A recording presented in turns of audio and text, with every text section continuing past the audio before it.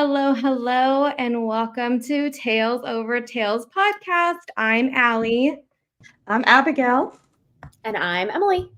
Hello, you guys. Oh my gosh. So we are here. And again, we do not have Jordan on this episode with us.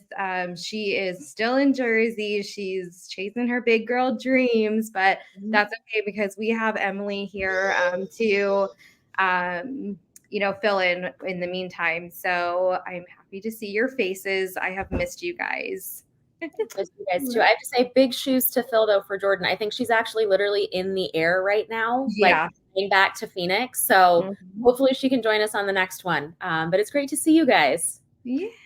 Oh, great to see you all. I know. Yeah, I think for this next episode when we cover the last book, which what way to bring this whole series home, by having Jordan, just joining us and it being the four of us. So that's going to be really exciting. So, but yeah, so for this one, we are doing book 2 of the Lucy Score Knockemout series, Things We Hide from the Light. So before we get into this really steamy love story between Nash and Lina, I'm so excited. Let's go ahead and share our highs and lows since the last time that we all got together. So Emily, do you want to kick us off? Sure. So I think highs would be coming up this weekend. It's my son's 2nd birthday.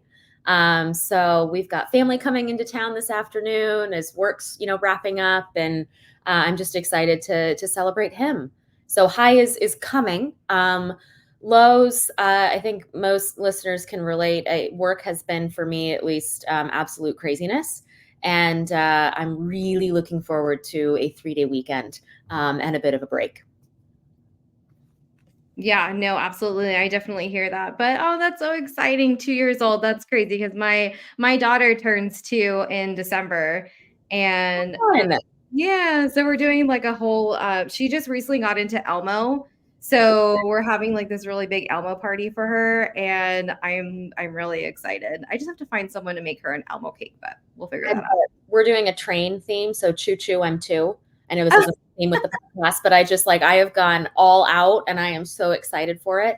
I would say, especially for any listeners that also have toddlers, toddlerhood is not for the faint of heart. No, it is not. It is not. Love him dearly, but oh my gosh, it is like every day. How do we get the energy out? But it's I know, and I just find that so funny because my son, so he'll be 11 in November, but when he was a toddler, he was great. I had no issues. But my little one, she's a terror, and I'm like, what happened? Like, where did I go wrong in this mess? Like, if you don't give her crunch berries, she will throw the cereal box at your head. It's so funny. These pandemic babies are no joke. No joke. Love it. Yeah. So how are you doing, Abby? What's going on with you, girl? Oh, good. Well, all right. I shouldn't say good. But I'll start with highs. I'm also looking forward to the 3-day weekend. Definitely much needed. Some time to decompress and process and just kind of really just take a break from the week, which goes into my low. One of my aunts passed away in the beginning of this week. And so that's been really hard, just processing it. And, I found out I think it was Tuesday morning.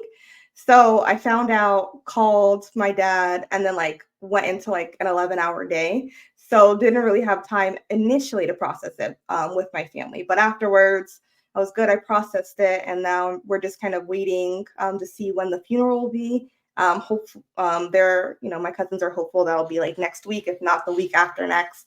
Just planning that. So that's been a pretty stressful time for my family. Sorry. That's the lowest of the lows. And just my condolences to you and your family. And I'm so sorry, Abby. Thank you. I appreciate that. Yeah. Yeah. Well, Allie, how are you? Well, I don't even know where to start. I feel like this month has been it's been pretty good.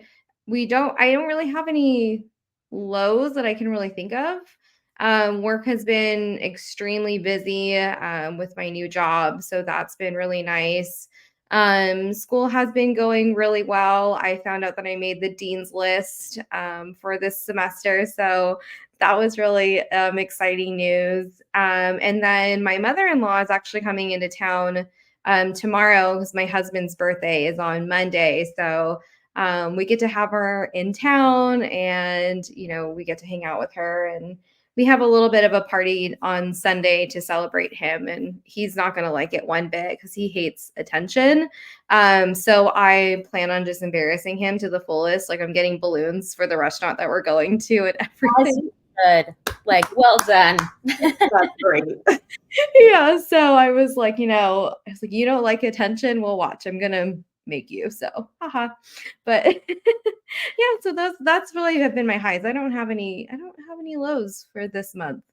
So that's actually been nice. That's good. Yeah. Yeah. So it's been good. All right, so let's go ahead and hop into what we are drinking. So, for the two of the three of us, because Emily has some work things going on. Right? But we figured, like, what better way to just kind of shine a light with Nash than drinking a good beer. So we thought that was, kind of a smart way to go. So I got it's a dry hop. It's a West Coast IPA. So that's kind of what I ended up grabbing for my drink. And Abby, what are you drinking? So let me just kind of set the tone of why I picked it. So there's a couple of scenes where Nash and Lina are dancing to no music. And so I saw this, it's an IPA by Funk Brewing. It's called Silent Disco. So I did that kind of in honor of their silent disco when they slow dance. I love that. And I know this isn't as exciting, but I have a refreshing LaCroix because I have a work call in an hour. So gotta love those Friday afternoon late work calls. Allie, I think to your point, right? A beer is kind of the perfect pairing for book two.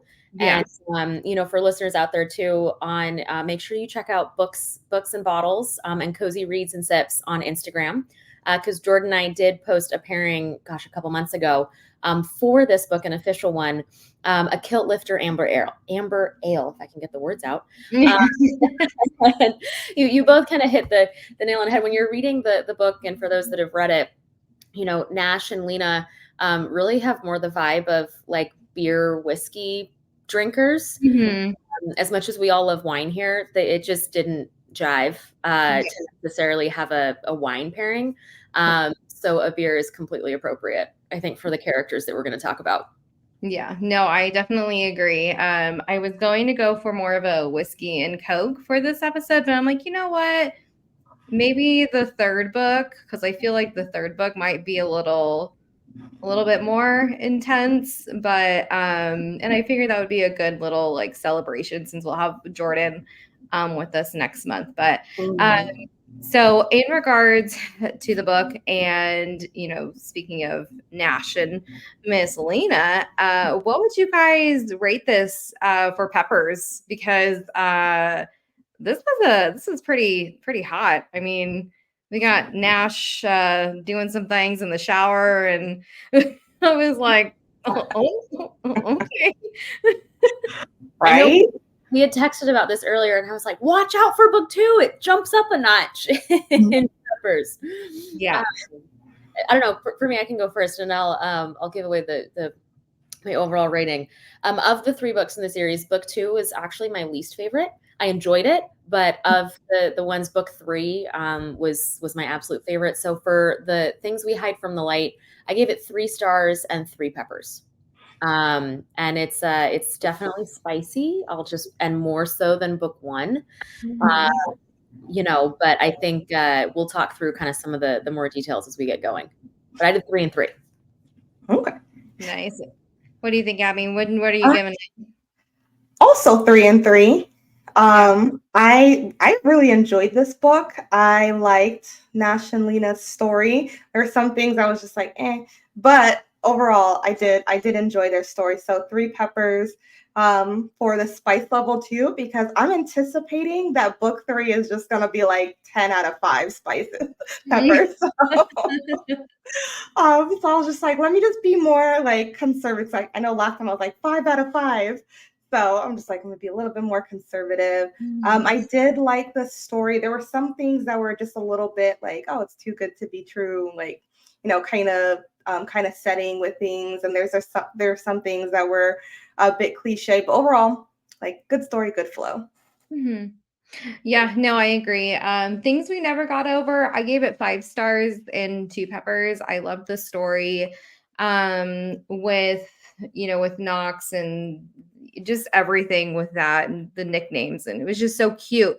And then we go into this one, and I don't know, I had to like really push through to read it. I wasn't enticed with it as much as I feel like I would have. So listeners, we were supposed to record this over the weekend, this past weekend, but that unfortunately did not end up happening. But I was like down to like the morning of like we were supposed to record, like reading this book, trying to get it finished. But it just felt like it wasn't something that I needed to push through, but for the sake of the podcast, I was like, I really need to.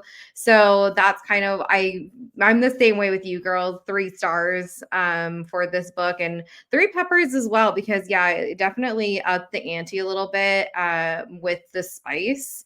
But yeah, no, like I was expecting a little bit more action, maybe. Like I don't know, there was just, I felt like it was missing something. I don't know what that is exactly, but yeah, I just was a little too cliche, and I just Yeah, that was my I guess challenge in reading it. Is I think so it's a slow burn, right? Mhm. As a looking for the overall story. But I think the slow burn was drawn out. I think Yeah. that's what knocked it down for me. Mhm. It felt like it was very how to say this, like lust centric, right? Yeah. And that slow burn was just elongated to make a 600-page book. Yeah. When if it had maybe been a little bit shorter, that slow burn would have been a bit more impactful. Yeah. Yeah, No, it was more of a painfully slow burn. Yeah. You're sort of like, can we get to it? yeah, no, literally. I was like, just the guy next door, the girl next door, and I'm like, oh yes, like I'm gonna love this. And then I'm like, I And don't he love falls this. first, and like it Yeah. was all great, but there were parts where I was like, okay, if I just skip this chapter, we'll still be in the same spot. So Yeah. yeah. Mhm. Exactly. Yeah. But we definitely have a lot to talk about when it comes to Nash, and, in general, his like PTSD from everything that happened from the previous book and stuff too. But I also, before we hop into the summary here and we talk more about the book, I do have to say that I think the reason, because if it was honestly up to me, I would have probably gave this 2 stars. But I think what did it for me was that there was a bonus chapter that kind of set time like 3 years later with everybody. And I think that's kind of what saved it for me. I think that's what honed it. I loved that. And that's what same with me, like sealed the deal. Along with some of the, I'll call it the Lucian Sloan crumbs that were Yeah. like sprinkled throughout and then heavily in that Mhm. last epilogue. Yeah. And I was like, I'm here for it. This is great. Mhm. Yeah. So it was definitely a good segue, because when you do like the 3 years later and you see where everybody's at, and we'll get to that later on in the episode, but you could definitely see where it will bring you into the third book. And that's what gets me excited. Mhm. Yeah. All right. Well, let's go ahead and let's jump into the summary so we can get talking about this book. All right. Good boys are supposed to like good girls and have everything together, but our chief of police is 0 for 2. When we return to Knockemout, we're reintroduced to our handsome hero, Nash, aka Studley Do Right. Instead of the suave charmer with the good, clean looks and nice butt, we find him as he is trying his best to hold everything together. Following catching 2 bullets and being left for dead, he doesn't seem to be working out so well for him. With a hazy memory, short fuse, and an FBI agent keeping a close eye on him, he is on the brink of breaking. That is until the beautiful, badass Lina Solavita enters the scene. Lina, with wounds of her own, is on the hunt. What brings her to knock him out is a bit of a mystery for now. When she and Nash meet, it's an instant connection, and she brings him down from a panic attack. Together, they find solace, healing, and a cute little dog named Piper. As they team up to catch Duncan Hugo, the criminal mastermind, more questions than answers arise. Things are up and down for these 2 lovers as Nash is ready to settle down and Lina is ready to bolt at the thought of emotional intimacy. Together, they try to figure out how to catch the bad guy as well as how to make things work. But misunderstandings have a way of threatening to ruin a good thing. Yeah, honestly, like this book, just to echo a lot of what you ladies were sharing, it was definitely a slow burn, but it was really interesting to see, where everyone is at.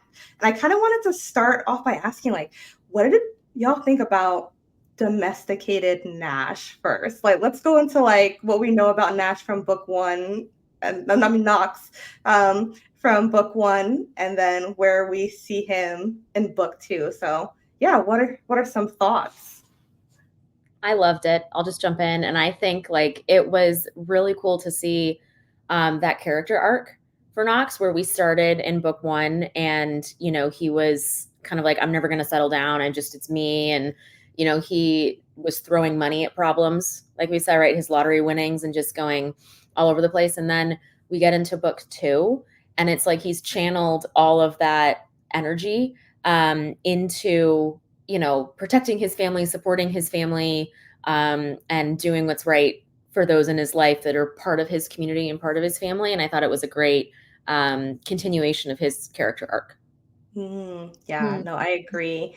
Like he definitely grew a lot, and it's almost like the roles reversed a little bit for Knox and Nash. I was Like, just about to say that. Yeah, I just love how we get, grumpy Knox the first book. And then this book, he just does anything and everything for his girls. And I just love that he's still a little bit grumpy. And we kind of get those hints of like his little grumpiness still. But I yeah. just thought it was funny how it transferred from brother to brother because, Nash, I mean, he is dealing with a lot, but I just find it so funny how we get, we got the charming, loving, nice butt Nash in the first book. And then, everything happened and PTSD, everything else came into play. And that just made him so angry. And he's like, he can't find his way to himself. So I just thought it was kind of funny how it reversed over to him. I will Yeah. say that Knox still grumbles. Like I still appreciated that the like core of his character, like he might does everything for his family, but he grumbles along the way, even though he still does it. Right. Yeah. I really appreciated how the PTSD that Nash is feeling after getting shot, I thought was portrayed very well. That's an awkward thing to say, like PTSD is portrayed well, but I thought it was done in a way that really showed the trauma, the challenges, how impactful it was to Nash and his character, like at his core. Like Allie, you said, he was like a completely different person as far as just angry and like having these episodes. And I thought that was very well done. It wasn't like swept under the rug or like, oh, he'll get over it or he'll work through it. It definitely took time and support and Lina to help him. And I thought that was very masterfully done throughout the book. Yes, absolutely. No, to touch on that point, Emily, like, yeah, they really did or Lucy Score really did a good job portraying the symptoms of PTSD and how it can be a whole body experience. It's not just, oh, okay, I have this memory that comes up and it's, but it's a flashback where it's a whole body experience where he feels like he's in that moment and the fear that comes with it and how like, getting shot and almost dying really changed his life. And I think I'm happy that Lucy Score went with this part, because I think the cliche thing to do would have been like, oh, I have a new lease on life and things like that. But no, she really dove into the messiness Mm-hmm. of what's going on for Nash. So yeah, so I really, like I said, I really enjoyed that. I really enjoyed getting to know Nash a little bit more. Being messy, because I think that last book he seemed a little bit too perfect. I don't know if I'm the only one who thought that, but that's what it felt like. It was just, oh, he's so good to be true. He's this charming southern guy, right? But now he's still trying to hold so much together and move forward. Yeah, really good summation of PTSD and the aftermath of it.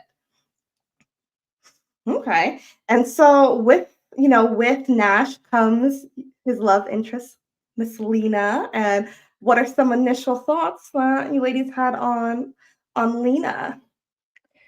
I think when I first got the introduction of Lina, I was like, oh, she's a badass. I'm like, there is no way that she's like just some, you know, plain old insurance, recovery agent. I'm like, no, there is more to this girl. But I don't know. I think so with Lina, in regards to her character, I loved her. I thought she um, brought a good thing to this book for sure. Um, I mean, I know her and Knox didn't date long, back in like college, whatever, but I just thought that was kind of weird to me that like Nash was all, I don't know. Maybe I'm just being weird about it because I'm like, it's like an old lover of, well, I don't know, maybe lover of Knox.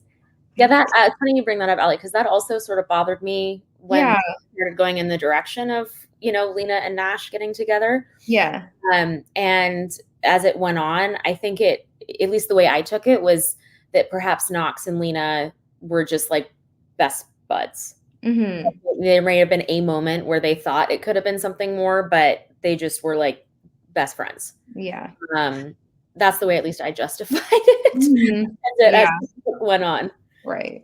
Yeah, That makes that's what I felt too. Like, she was with your brother, but then you get introduced like the FBI agent Nolan, and then you find out that she was also intimate with him. And I'm like, okay, like, no shame, but I'm like, girl. sense. or I'm like, girl, as in like Lucy Square. I'm like, oh, okay, like, did it have to be? It kind of made it convoluted for me.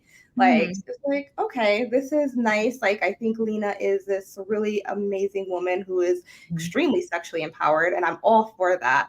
And I think it was the way that like she built a friendship with Knox is really great, and how they have a level of trust and understanding of one another. Like, seeing Knox protective of her, that was Mhm. surprising, but that also told a lot about the depth of their friendship that they built over time. And the fact that Knox allowed her to get close, that says a lot about her character, that he felt Mhm. that he could trust her. Yeah. No, I agree, especially because Knox is or he was just so like shut down in his own way the first book. But like I would have never guessed by how grumpy he was in the first book that he was actually open to like a friendship. And then here is Lena, and she's like, "Oh yeah, we're like best friends," and they're like, it's more like they're brothers by the way they they talk to each other, and it's kind of funny, but yeah, I would have never guessed that would have been a friendship for them until it was mentioned in this book. I'm like, oh, so he can have friends. Like it just was something that never really crossed my mind. Mhm. Absolutely. And I think there was like this sense of emotional safety for Knox and Lena too, that they had like this friendship, but they also didn't like talk about deep things in their friendship. Yes. I'm with you, Abby. That was where I was going with the Bradys. I think they could be close friends because neither one of them wanted to open the Pandora's box of their own past and emotions and kind of go down that. I think they just gravitated to each other in that way. But I'd share, Allie, your comments too, right? I liked Lena. She just seemed like a badass right from the beginning. And I liked, though, her character development throughout the book, that was more to her than you originally thought in book one and then into book two. And that she and Nash could actually connect on a deeper level with their own I'll say, emotional scars and backgrounds and things like that. And it made for, I think, a stronger pairing for it to be Nash and Lina and not like Knox and Lina pre-book one, right? Mm-hmm. Yeah, absolutely. And speaking of their relationship, Nash and Lina, they had some kind of touch and go, like a lot of touch and go with their relationship where they did get close and then, they'd get, one of them would get scared and then they'd pull away and then get close again. And so I think that's a lot of what the slow burn was, is that it was more of a will they, won't they, and, can they, that was happening a lot of the time throughout the story. So that's what I was getting. Yeah, no, that was definitely the struggle for me because I'm like, okay, we get it. Like, we know they're gonna end up together, but it was like, okay, like they're getting close, and then they pull away, and then they're getting close, and then one of them pulls away, and then one has issues, and the other one has issues, and it was just like in a circle. And I'm like, can we just get to the good part where they end up together and just stop the fighting with it? Because it was just like turtle speed for me. It was like, okay, come on, like let's pick it up here. What it taught me was that it became predictable, like the slope, right? At the beginning, the first couple, like, will they, won't they, was like, oh, this is new. And then it was like, okay, this chapter is going to be he won't. And then the next chapter will be she won't. And it just got a little turtle speed is a good word for it. Yes. Predictable, and you're just like, I know what's going to happen. When's it going to stop, right? As it was going on. Yeah, absolutely. No, definitely felt that as well. And it felt that when they would pull away, I'm gonna be frank, it seems like it was for like dumb reason. Like, I'm not gonna lie. I'm like, this is the reason. And then like there was a point where like Lucian was giving Nash advice. I'm like, why are you taking advice from this man? Like, he gives such bad advice. And then Lina would pull away. Well, because of emotional intimacy, yes, but it was just like, okay, like get it together. And which brings me to the friendships in this book, right? We know Lucian from book one. He, Nash, and Knox grew up together. They're really close. They have this strong brotherhood that was happening. But then, the other friends like Steph, Sloane, right? Really great, strong friendships, and wanted to talk a little bit about them. I think it was great to see, I'll call it the whole community in Knockemout, just all come together even more in book two. That I think, we saw there was, I'll guess, subplots, right? Like Steph and Jeremiah getting together and, being part of this group, in addition to what was going on with Lina and Nash. We kind of talked about already Knox and his, like, he would now do anything for Naomi and Waylay, but he would still grumble. But at least like they were moving forward. And I think it was just I really liked that, to see all these characters, support each other and get their own little subplots as it was going forward. I think sometimes I enjoyed seeing that progress because it felt like progress when in the midst of like the back and forth. I think the other piece that I really enjoyed about this book was the like mystery with Duncan Hugo and, Tate Dilton. We can get into that, as it goes on. He just was a 2 thumbs down for me. But, seeing that plot move forward is also what kept it interesting when we were having the turtle speed of the slow burn. Yes, absolutely. No, yeah, I definitely agree. I do enjoy this community of people because it's always good to have that close knit, group around you. And they like come together in so many different ways. But I feel like what definitely brought some of these characters together was when they were bringing down Hugo, because they all had like their little parts in their little plan they had going on, where like even like their neighbor was brought, Miss Tweety was even brought into this too. Like, can we just take a moment to say how badass she is as well? Workout class? I love that part. Yes. Oh my goodness. Yeah, she was bringing all the young people She down. was. I was like, okay, like get it, Miss Tweety. But I just loved how, we slowly get introduced to like those characters too, and they end up becoming a part of the community. Like the detective with Nolan, he ends up becoming a part of the group by the end of the book because of events that end up, happening with that. So I just love how it just all ends up coming together, and it's really nice to see that. So it was good. Yeah, definitely a strong theme of community and friendship and how there's different types of love, right? There's the romantic love, which is, at the center, but really like the friendship love is what was really healing for both Nash and Lina, especially Lina. Like we think about like her backstory.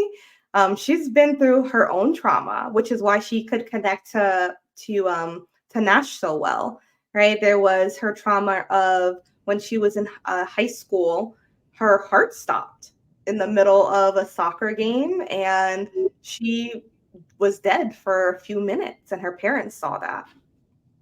I mean, that's a great point that not only was it, I mean, focused on the romance of Lina and Nash, and it's a romance story, but the importance that, Lina and Sloane and Naomi, of them forming their own friendship and like group of three, like we already had, Nash, Knox, and Lucian from childhood, right? They knew each other at the beginning, but the three women getting together and supporting each other, and Lina getting kind of a second chance at like a group of girlfriends that was gonna support her no matter what, was also really cool to see in the story.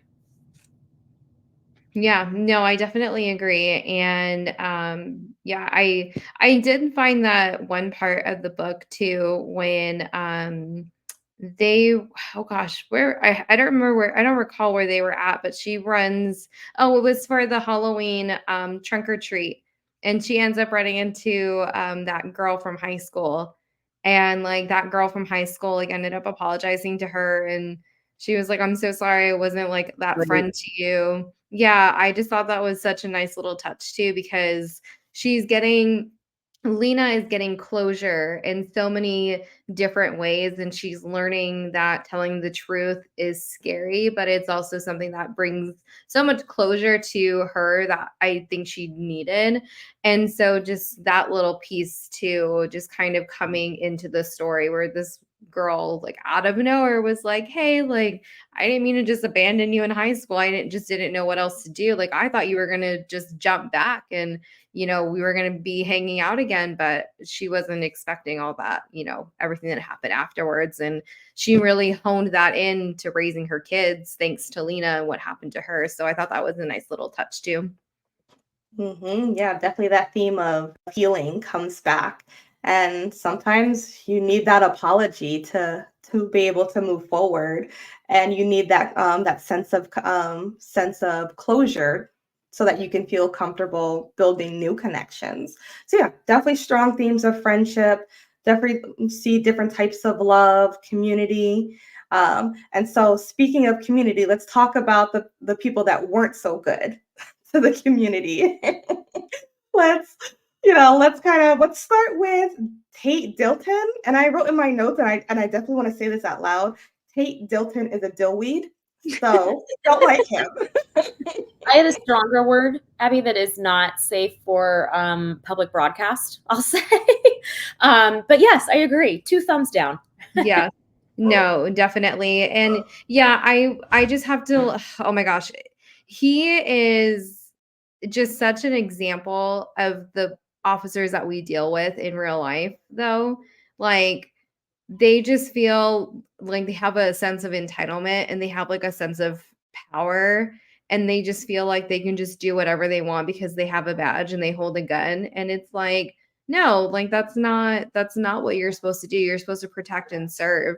And he thought that he was bringing something to the table while Nash was down and out, but it's like but I like how this kind of came about though, because it just brought Nash into like this awareness that he really was slacking in his job, because he's dealing with so much PTSD, the memory loss and everything from getting shot.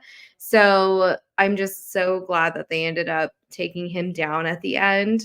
And it was just bliss. Like I would never say that about any character that ends up dying, but it was just chef's kiss for me because yeah, same with you, Emily. I have choice words, but we cannot say those on here. So yeah, but two thumbs down for me as well. Yeah, no, I think you well said.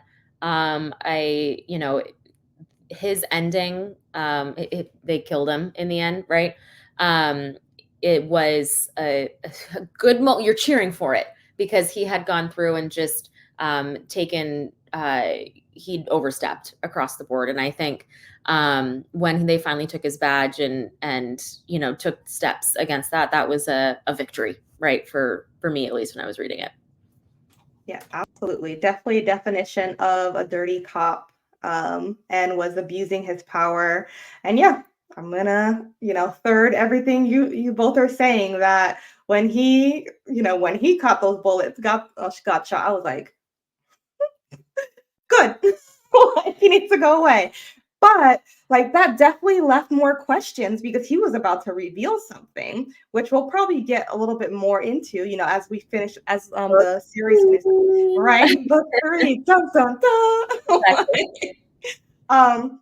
But from what I remember, this part is a little hazy for me. So if you ladies can remind me, they caught Hugo because, right? Because okay, yeah, all right, perfect. Because Lina stabbed him with a pitchfork. Like that was the badass that I was like, yes, who like in the first book kicked down the door, asked no questions. Yeah, she held down her own. The moment she got the opportunity, she took him down.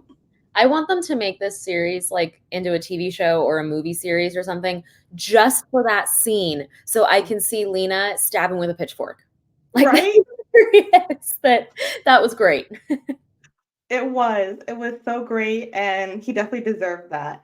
But you think that things are over, and things are definitely going to continue, and that's going to be with Lucian and Sloane's story, which, like you said, Emily, we got crumbs with, but they were good crumbs. They were like pretty decent sized crumbs, and I was like, ooh, like I'm ready to hear this. I'm ready to move forward with this story. And then of course, honorable mention, Piper, little dog. I know. I absolutely loved this dog.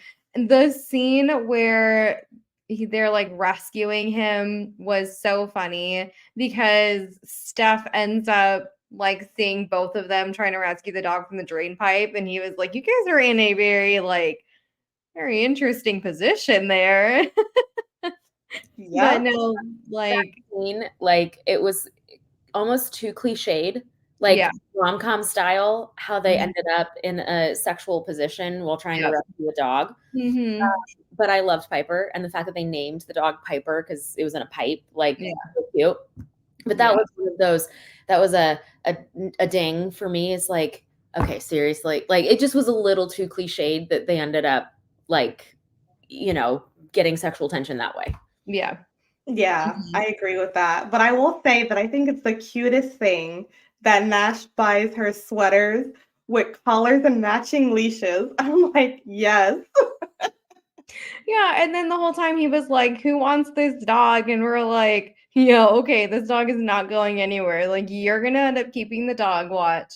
But I just love that no matter how hard he tried, because he just felt like he didn't need any love from anybody or anything. So he was like, "Someone take this dog. Like, I can't keep him." But yet he's buying him sweaters and the collars and the leashes and taking him everywhere. And then he ends up pretty much becoming like the police dog because, it was just so funny. And the dog just ends up going everywhere with him. And I'm like, yeah, okay, you're going to get rid of him. Yeah, right. No one was fooled. You saw that coming a mile away. Mhm.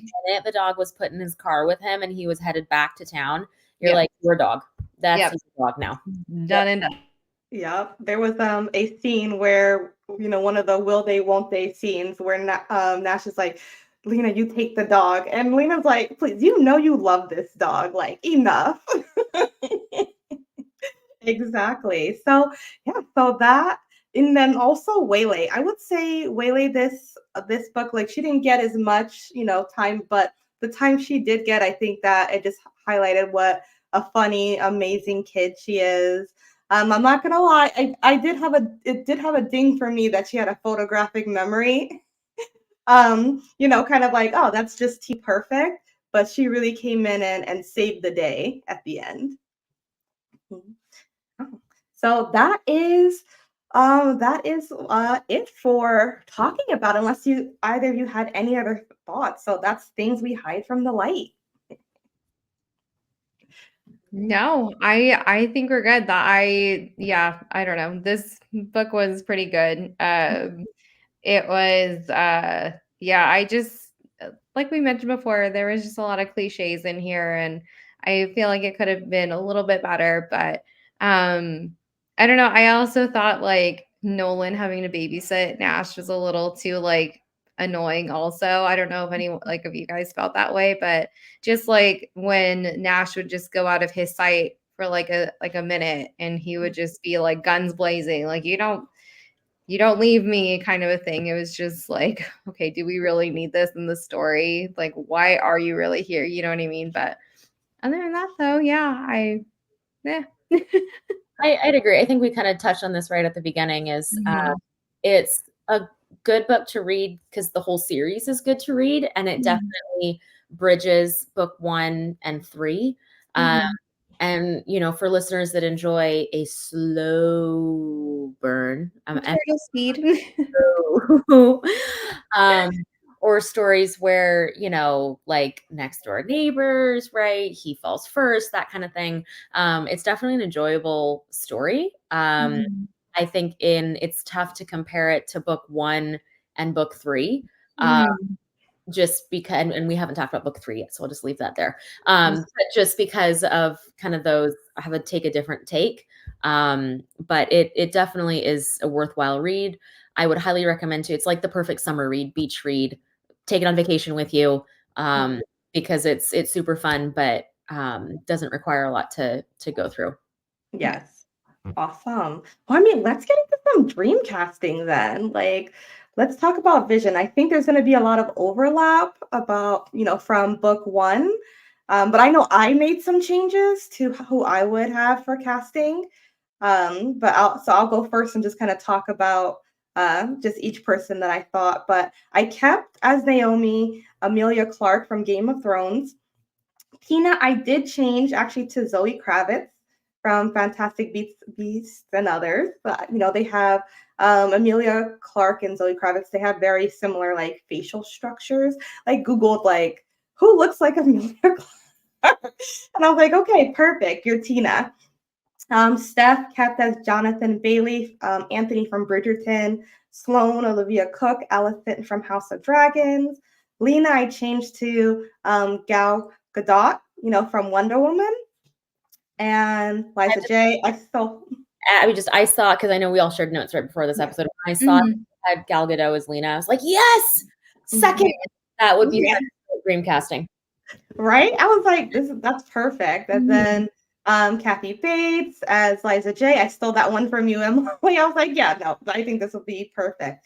And then last one I'll really touch on because the other ones are the same, I think. But for Waylay, I know I was struggling with, who can play like a 12-year-old. So what I did is I actually watched I got Disney Plus and I watched Descendants 4.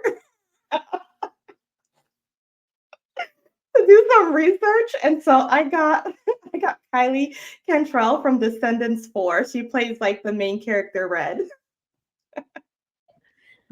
Nice. I struggled with Waylay too. I know we had talked about this in the last episode. Mhm. And so I Googled and did one of the kids from the Black Widow movie. But I was with you, like just a 12, it was tough to Yeah. find. Mhm. Mhm. Yeah. For me, I kept all of my mine the same. I'll just name a few. So like for last episode, Naomi, I did Haley Steinfeld. Tina, I did Madeline Carroll. Knox, I did Joel Edgerton. And then for Nash, I did Taryn Edgerton. And then for Lina, like the only person I could think of, because when they were talking about like legs for days, was Angelina Jolie. Like I kept thinking about her in Tomb Raider and that movie Wanted, where she was an assassin. And I just couldn't picture anybody else but her being that character. Because I was like, okay, I was like, I'm done. It's Well, her. excellent choices. I would agree with what you guys haven't. The only one that I added was Nash. I said could be Liam Hemsworth. Mm, Had to be a yeah. Hemsworth brother in here somewhere. Yeah, I can see that. Okay, all right. So we've got our dream cast. So now we have to just pitch it to Hollywood, and so have them interview it, like, or audition all these people so that we can make our dreams come true. So if Right? any listeners out there have any ins with like HBO or Hollywood, like here, this is the dream casting. Run with it. Let us know. Absolutely. Exactly. I know. Oh my gosh, ladies, that was awesome. So yeah, so that was book 2 of this things we hide from the light. So for our next and final episode for this series, we have things we left behind, and that will cover Lucian and oh my gosh, why am I blanking? Sloan, thank you. I don't know why I blanked out on her name for a minute. I was like, we were just talking about her so much. So it will cover their story. I'm sure we'll get bits and pieces with Knox and everybody, right, Emily? Because you've read this series. Yeah. Oh yeah, no, it's the similar to book 2, so it'll continue with the whole community. I don't want to give it away. It's No. awesome. Catch us next episode. You're like, so just catch it. So Yeah. we'll so that's what we'll be reading for the final of this wonderful series that we have going so far. And Jordan will be with us also. So that will be exciting. But yeah, guys, make sure you rate, review, subscribe to the YouTube channel, subscribe to wherever you listen to your podcast. We will appreciate it. Follow up on our Instagrams. We are at Tales Over Tales Pod. You can follow me personally. I'm at Ally.reads.turner. Then you can follow me at the Charles in Charge. Love it. And then check out Books and Bottles. It's the Instagram account, or Bookstagram, I guess, that I run, where I pair wines and book reviews. Awesome. Well, in the meantime, you guys, let's wrap it up. So you guys, So as I stay reading and stay classy. And as always, you guys, stay drinking. stay drinking. Bye everyone.